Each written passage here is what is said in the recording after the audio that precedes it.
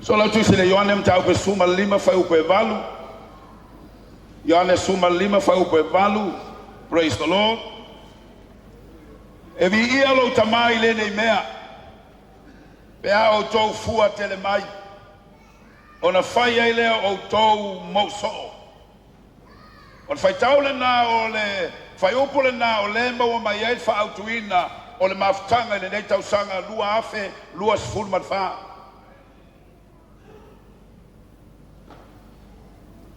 O saunoanga a Yesu. O lona winga o le nei vai aso. O lo tātou whalongolongo pea ai whetalai Yesu. Mai ale aso ngafua e uma le nei vai aso o le siu fonga lava o Yesu. O le finangalo lava o Yesu. O le a ia fua tele mai. Amen. O te loa foi la, o lewa e ma fau le nei e fiafi e te foi atu loa wa faya se fainga ia fua tele mai. Praise the Lord. Te loa lewa e ma fau e ke la kuloa lima sauninga la sa. Fitu fontalo le ai. O ke le loa profesi si mea kau ki oe koe su e mai engi mea e fua tele mai, e fua tele ai. O i. O lea e tumu ai i. I mea e fua tele mai ai. Ai te loa e. I le fau le mea o le fua tele mai. Se ua leva ana tātou soi fua le whaotanga. Soi fua i le mele i a fua tele mai. A leo pe foka ako e ke i ka kou de vai aso le nge. Inga ua fai mai i a fua tele mai. Lea lawa i o tātou langona mo tātou mawhau o ke fo i a kuloa. Anga pongi umala u roku fiku aso. E helo tatonunga i le ai. O le ai ai inga i ka mai mai mea. Ngama koe polesi ha. Se le lopo le mafukanga ngai manga mia e ka ngama koe whaafou ha. E le yangi me ke le whaia i o whela ka koe soe mai ai o lewa lewanga ka koe i na melea. Sa wa lewanga whai marikus pai ai fua kele mai, fua kele mai, fua kele mai o le whailau ka koe o mai ma le manga onga i a fua kele mai. O le foi la ua kako ka fikanga o ke foi a kuloa. Vai i ai o la makua fai a se whainga i a fua kele mai. De ai te loa la whamanatu. Nā no toi whaso so atua i a te oe. E le ai asisi me so e mai ai. Nā ma koe va aia se pele o ngai mea ia mga mia koe polis. Se le lopo ngai mea ia nā ma koe whai a singa revival. Amen. Se ngā koe whai au singa whaola o la ina.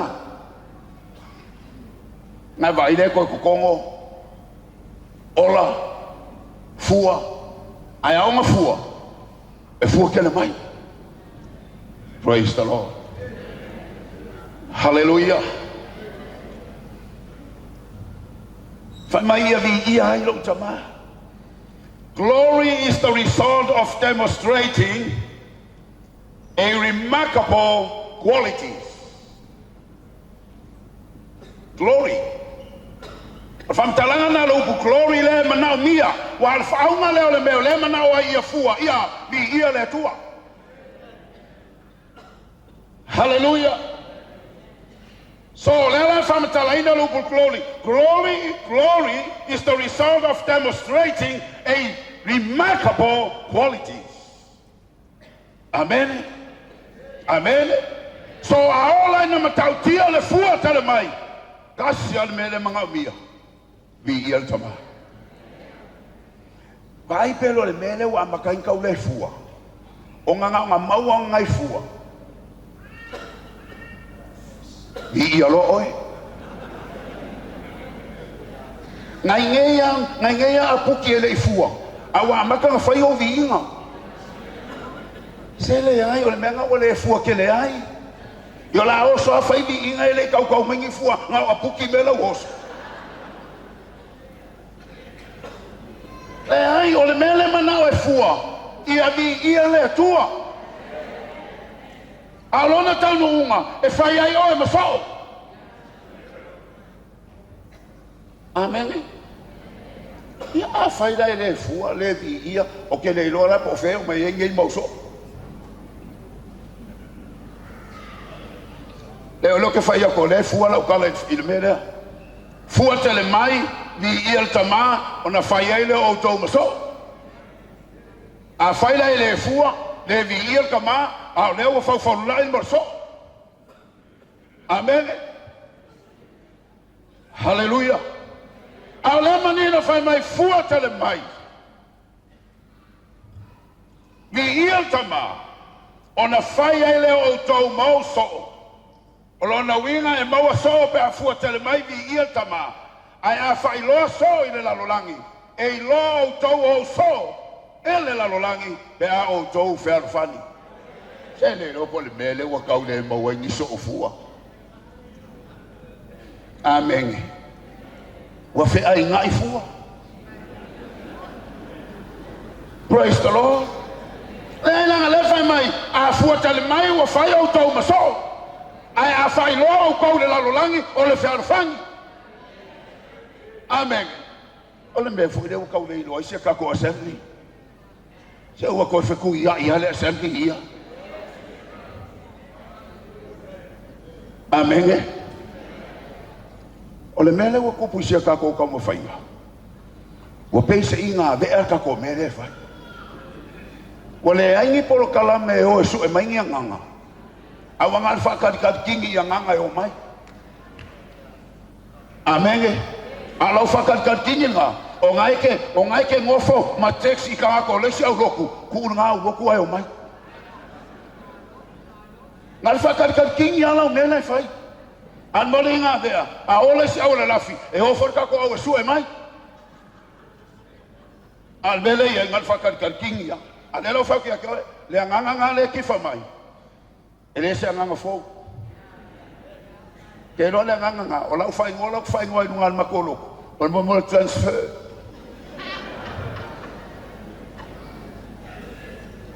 A whawa ke, a lua wa ke au. E transfer mai le skupe mai le se akau ni le se akau. E le sui ai leo whai o kupe. Whape ngā umal melo kupur ka koloko. Wale o so mengi nganga. A wangat whakatkali transfer na. Amen. Ngai vai le transfer, o ngu mela e kasi. E leo kupon loko. A le whai mai, fua tele mai. Amen. Praise the Lord. So le tu si wharinga. O ngā le la moerka umakua. Hallelujah. Wharinga o lom tau pu mua mua.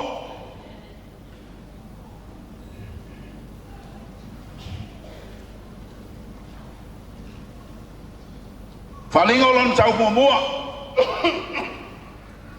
Sfulma fitu suma valo suma laiva lua fulu lela fai tau ana suma laiva. E alango mana suela tusi se e mata lele ia I fai tau. Alela fa ngaina na sfulma laiva. Fa mai sfulma laiva. Wa maula tusi. Say amen. Ia e tusi mea na e iloa. Ma mea o ia inei. Atoa ma mea e tutupu amuli. Kolu kaimi ngai mai. Ia e tusi mea na e iloa. Ma mea o ia nei. Ma mea taiao. O le almena tautala ie, na tautala e taimi. Hallelujah. Praise the Lord. So se la aua to e manaumia long taimi. O le ala fai mai le whaautu ina. Ia fua tele mai e keiloa e leo komeki. Hallelujah. Fa mai e tusi mea na e iloa. O la lau ai nei whale. O e mantua la tōnu whaua nei whale. O e mantua stangata sa i e tō whala inga mai le atua e whau whale nei.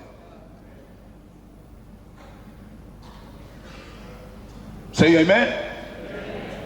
A whailau e o le te mata le whale nei ma e manatua i la tōna ou e ou le tō whama mao le ena whau e whale nei. Whamata tau te leo mata ia la tau e winga tatou I loa le whare. Le tatou te mata ia la tau. O le alme le tatou te nofo ai. Le tatou te nofo I le fua o la tau maruenga. O le fua lea. Leu kako manu ai.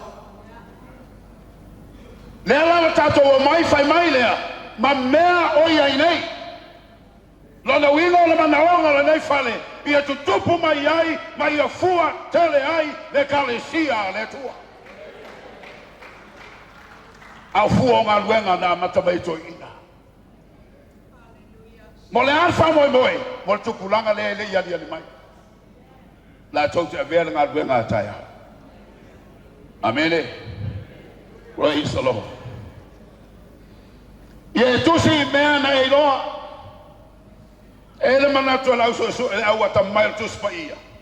Le la to te fa kuina le fa yupu le. Sulma leiga. This is the verse is the key to the understanding of the book of Revelation, and it is broken up into 3 parts. Amen. Amen. But ye tu si mea na iloa. Ma mea o ia nei. Ma mea amuli. Ye tusi mea na iloa. O lo tautala le mataupu mua. Write the things that you have seen. The vision of Christ in the midst of the candlestick. That's in chapter 1. Amen. Ma mea o iainei. And the things which are, that's concerned the church, chapter 2 and chapter 3, amen. Atoma me tutupu amuli, and the things which shall be hereafter concern the events after the rapture. Amen. Amen. Iareri. Fai sau al neve taimi. Tato mana mia. Le tau le lei o sao le kalesia. Amen. O le fesili e fia tuli loaina le fin. Ia fua tele mai. O le fesili. Fa na fua tele mai. Fa fea. E ia no fai atu. E leo ni mea te tele. Na o naita mai mea. O le tali of city mo nito tau pe ono fau pe iva ma sumatas fau pe iva nai fa pe mai to te leilo ea o ea mi o leanga ele fai mo la to tofi le malo le tua fau pe sfulu au nei fa seina o to fai taanga I futupua mo li lua fa so toma nga oi mata pe pe o na nga tele fa o mea ele fai mo la to tofi le malo le tua fai upe sumatasi sa fa pe foi nisi o auto sa fa pe foi nisi o auto fa mai le fa mangal fo pe sumatas aunei uata ele auto ua whapa ia ina o tōu, ua taua mi o tonu ina o tōu. Le kalesia, o leo tatou naunaua ia fua tele mai. Ao le kalesia ua umana tā ele. A leo whai mai ua umana tā ele. Ua umana whapa ia ina. Ua uma o na taua mi o tonu ina. I le suwafa o le alii o Yesu Keriso. I le anganga o lo tātou atua. No whai atu e leingi me ke kele koe kau whai e fua ai. Nanga koe siaki ape le leingi ngai me manga o mia koe whafou. Me manga o mia singa revival. Me manga o mia singa koe sina te talo a se koe au mai. A le whai mai. Ua umana tā ele. Vai pele o toi pispisia le mama.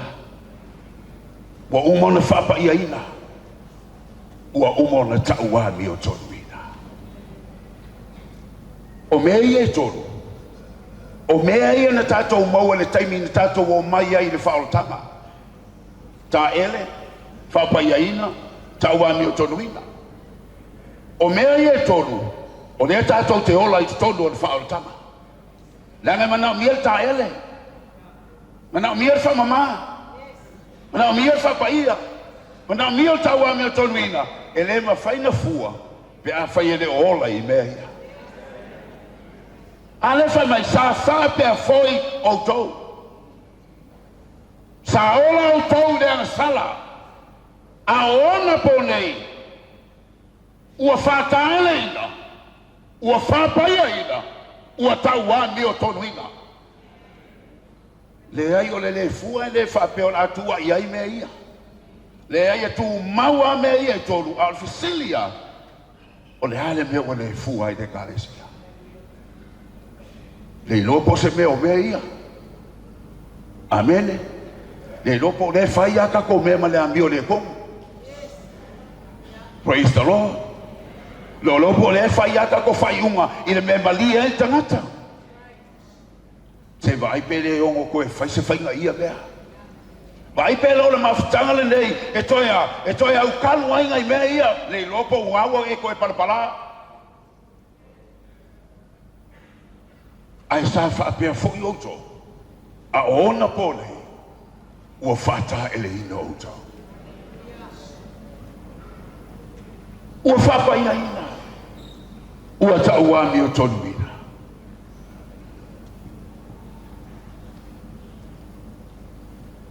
O mea e tolu, tātou whaolaina, ka kou maualo ma mea ia. Ao e soi fua foina an whaolotanga i taimile. E le ma whaina tātou i whaolotanga, e au noa ma mea ia. O le tangata u whata ele ina, o le tangata u whapa ia ina, ma le tangata u tauami o tonu ina. Ngā ngō koe whaso soa tua, vai pero nei mawhtanga, e toi whaolaola ina i nei. Dei o kene whamasingo oe. Vai pero nei mawhtanga, e mawhai aina whaisina whaolaolanga mo oe nei e fiafi. Se toi tau whaafuki atu lea me o tonu a lea tua. Langa i eile fili o mei e tonu. O le fili o mei e tonu. E te maua le mua le Ioane am tau pe lua whau pe suma le ono. Tuina naua mata. Tuina naua le tino. Ma le whaalia lia vale o le nei o langa. Te lo le tolu lea. O la tau i o le ta mawhai e koe whaafo i tātou i le lea. Toi whaafo i tātou le ola le whaapai aina. A de ese tātou ma lea mi o tonu a le tua. O la lawa i langi taimine. A whapel nei la wai o te lo le koru ale le ngai ngoi mai ela le ki apolo le taimine. Tuina naua mata. Tuina naua le tino. Ma le whaalia dia vale o le nei o langa. Pa ai pelo e ava noa le nei. Se toi tau tapu e ai. Le ola whama maina. Ma le ola whapa ia ina. A whai sa a mata mai o fua tele. A leo tau au na le ai ni fua. Pei anau whai at. E le ai angi mea ke kere kau ki hoe koe whai. Amen. Ngā ngā koe siaki o ngai ka mai mea ia. Pele te tau na whai e sa ngā koenga. Me amanu o tātou i lunga o le ala. Amen. So lau tu sil mātai o e ono. Whau pe tō, i aua suea, o suea, na ngau wakua walu no un. Mātai o e ono whau pe tō. A ia o tō mo ai sa ili le malo o le atua malana mi o tōnu. Ona whao popo ina. Se le loa po le fua kere mai na ngān whao popo. Amen. Amen. Ai ka man kua foi fika Yesu len ka fika Yesu va mai Yesu e kono se furuis. E ongo se furuis. E fia is.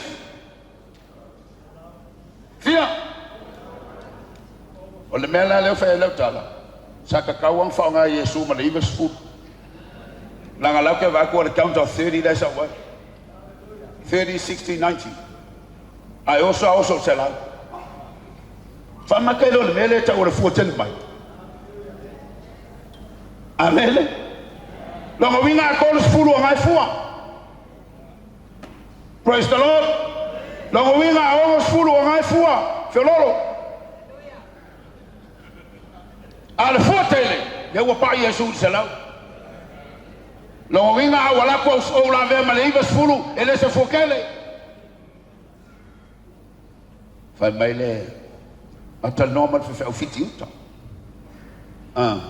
Fai mai le lantala o le ngangana luna. A fa petele ai o le faiba. Mantua la fa pe ia fa tai tai me tua ile il manfata.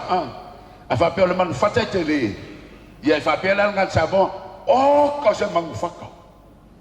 Ai fai mai la fai fiti uta fa mo ngana ala to e fa makala ke le o pua. Vai mai. Se pua. Longa winga o le kele o pua. O le kele foi ngā pua. Me sili au le in fai fai e whamaungia lau kala i kou whape whangi poka i me whai a. Leo la ngana le fai mai a mai le fai vai kele i a whai mai nia. Longa winga o le kele o ia, o le kele foi ngā o ia o le fai vai. E le peo ka kou o ka gia. Amene. Le winga la o le ngana la leo le fua tele mai. Whako a umango o le selau. Amene. Whamai i o tau mua i sa ili la maa lo le tua malana me o tonu. Ona whao popo mai lea. Se le lopo le mea lea wa kau le fua ai. Se wa ese mea wa kako wha mua. Sia ka mai me whai ngō fie. Ngā wa wha sao le mea ave i wha mua. Amenge. Ia wale o whau e mai whau o ke laku roa. Ia ka lai roa mako whong kakalo. Le ai, alu ai pele menga iei, kai whawham kalo masinga. Alu ai pele menga iei, ai ba ai, o leu kako o mai le melea, nganga wha sao o le me ave iei wha mua. Ele iei me kele whaia, nganga wha sao a. O ngā ale, ngā whao popo mai lea, a whai wai fiu e whai whong kalo, ngā ko ese, vai, ai leisa ngā kele ma whao popo, o lona winga, e sen menga i wha mua. E ka ufua whonga kalo, ai e sen menga ki wha mua. Me ia no whai atu, o kere loa po angi si me la kaku o sue i a fua kere ai, se o lea. Nei lope o no se o le wha mua. Amen. Praise the Lord. Hallelujah. Pamele kusi hakai. Hakai mua fai upo e iwa tau se fu. Le lau fai kau akua. Ua o tau wha moe i me tele. Whauta foi ua i titi. Ua o tau au mai ai le whale. Ona o ula fia lea. O le sin, la tusi ai mal siri, ai se a. O le upu lea o le ula fia. O le feula. Whai mai ua o tau whamoe moe i me tele. Ai ua o tau au mai ai le whale o me i titi. Ko ke o mai lama mea ia. O le afua mea ia.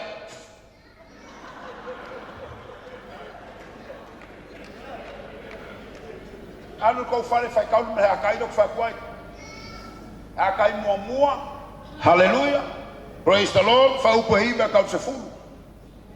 Amen. Wau tau wha moe i me tele. Wa vaina lau wha mua lea. Lau wha mua lea wai wha moe de kele o kupe. I whai ene lo. Wai kele wai wha moe le maualunga o eo kai. E kasi ala upu lolo me uma. Hallelujah. Vai fape malosi na rock. Ai a ngā lulua e mai kam mai me fai mai ko ke o mai la ma me i o le afo wa meia.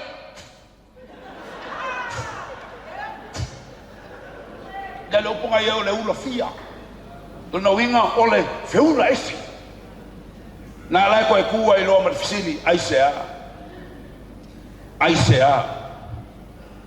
O lo feta lai mai ai e oma uoi ka fefe. Sei fai mai foi se pelo feka. A lo feta lai mai oma. Aisea o lo feta lai mai oma au. Aua o lo fale, o lo ua whatafuna ina lea, ai taitasi o tou, mama mo e atu I lona lama fale.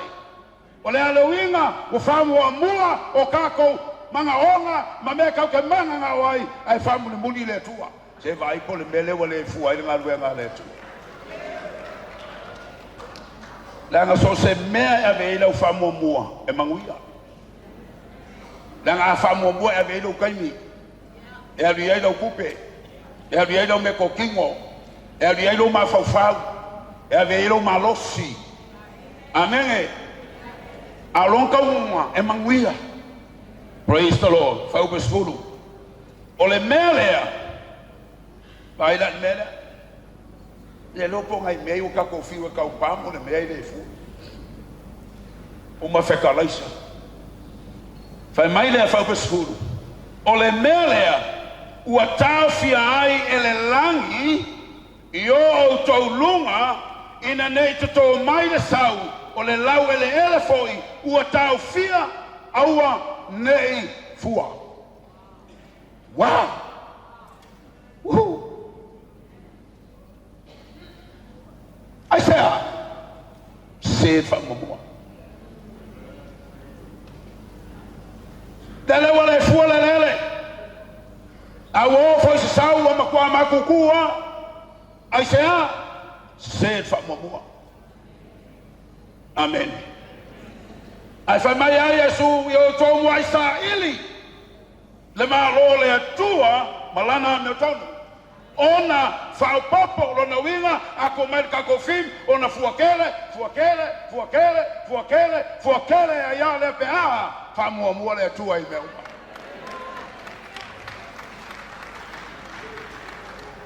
E le ai angi me se kere ke alu ai fua soa sangole si au loku pai foi. Se le iloa po le ngei mafukanga, kauanga koe mga mia se wha malo longa o lou wha mua oe. Amen. Le ai e ke soi mai le lopo ngai sa oa. Amen. Praise the Lord. O lai fiusi au loko e kali mai se whalisa. E la ngala ia.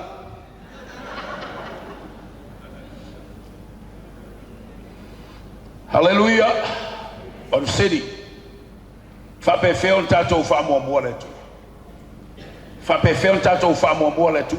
How to give God a first place. Memomua. Put God before pleasure. Famomua le tu ai mameo me fa fia. Fianga o le olanga. Famomua le tu. Fapiko I kua menga. Lango le mele o kau kirikino le kako loku ali. Ola ka wawa nga fai ma boka ubanga fafa fingi. Praise the Lord. Ola lau mai ame ia. Ola piko iluma. Fa fen fa mo mo le tua. Fa piko iluma le tua I me fa fio le olanga. Amen. Se le lopo ke ka mai mea ia ale le yang ko ke ngei mafutanga e ke fo yaku afua. Praise the Lord. Put God before pleasure. Yakopo elima fa upelima. Ua utau no nofo I le nuu ma le solo le lei. Ma le fia I la le tino. Ua whangaina utau e utau. Fa pei o le manu I le aso e fafasi ai. O le ale winga. Se wai fa mua e oe. Vai uma me fa fia o le olanga. Fa mulmuli. Lua. Fa fen fa mo le tua. Fa mo le tua I lo tulanga. Ia lela fa kwa. Fa mo le tua I lo kai. Aver kai sa me kwa fa mo le tua. Amen. Langa wakene fo kau le lo le kwa o manga o uska o mai kanga ka kof kai.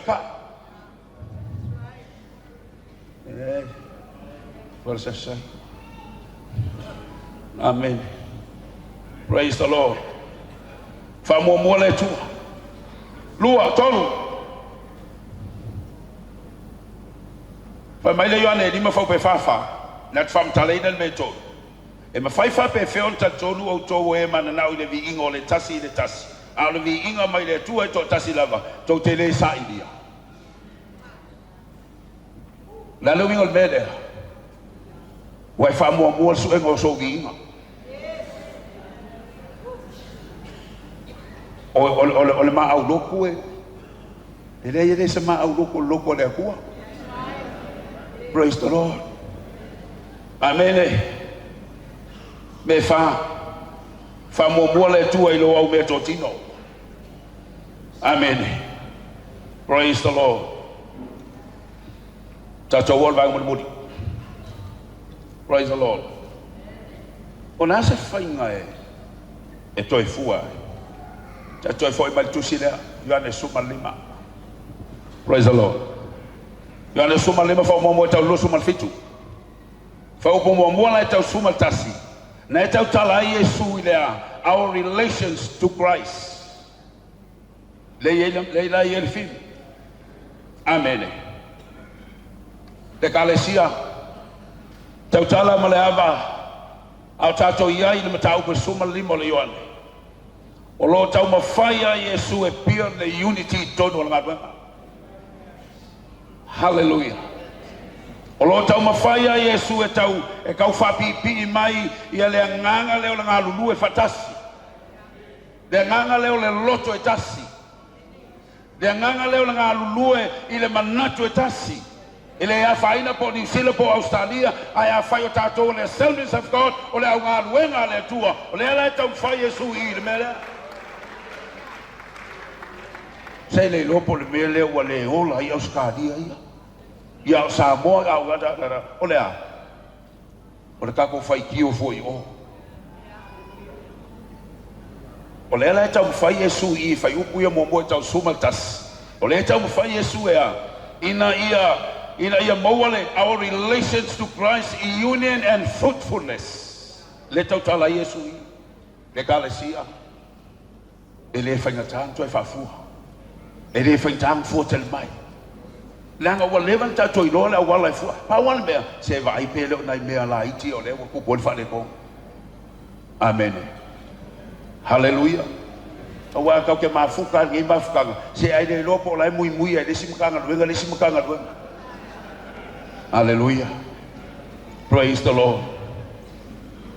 Kolose mo bo fa ko lusu tolu pe a fai lava tu mau de fatu tua o fa va ina mausali ma le fate sei no to mausali ma le fate sei no to fa mo tala le no to fa longo iai sa tala ina tu foi tangata uma lava ile la lolang. Praise the Lord. Lua fa upa suma lua ngai suma fitu. Amen. Our relations to Christ. Amen. The vow au kerisiano. Amen. Lela tau tala Yesu i fa upulea suma lua suma fitu love and fellowship.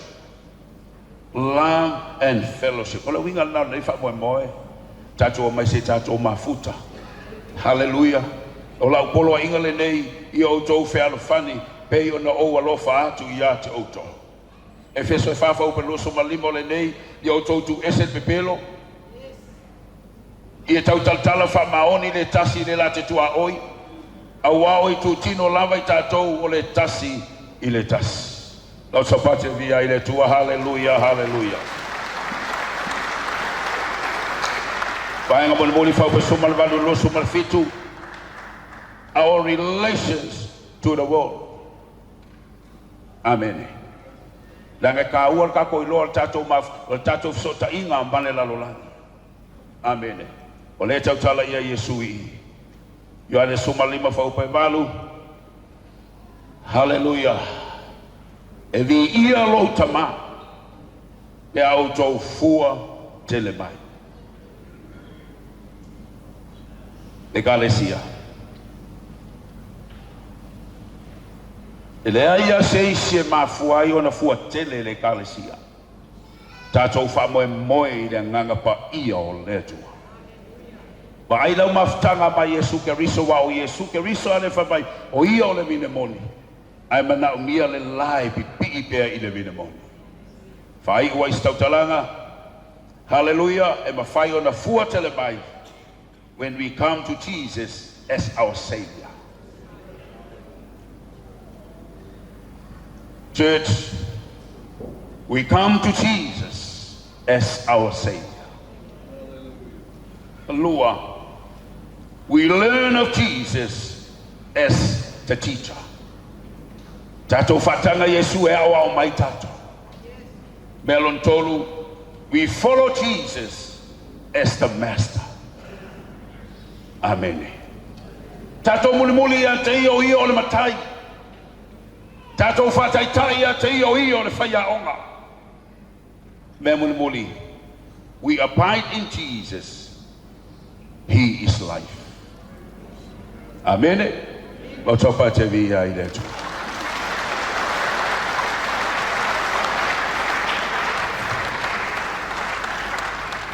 Ole manaongo le fa moe ia fuatele ia vi ia I le tama. O la wa fa malatu le fiafi ele fou ele ai foi se mamao ni me tau te su e mai ni me ina ia manu malo ina le nei fa moe man nei fi e ia I lo tantonunga wa loa ona ia tatou me pa wala me o le fa manato le fe au le nei fiafi va ai pele tau toi fa ia se fa na ona toe polesia toe fa lola toe fa mama toe renew e ibua I le fua tele mai o Yesu ana fetalai ua fai lea mafi mo le fono le nei tausanga I le suafa o Yesu. Amen. Amen.